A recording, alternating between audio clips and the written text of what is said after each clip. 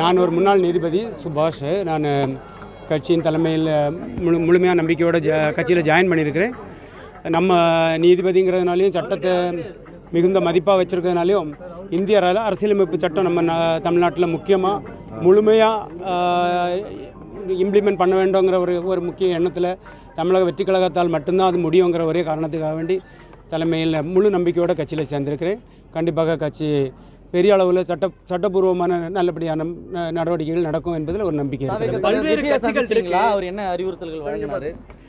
நாங்கள் சந்தித்தோம்.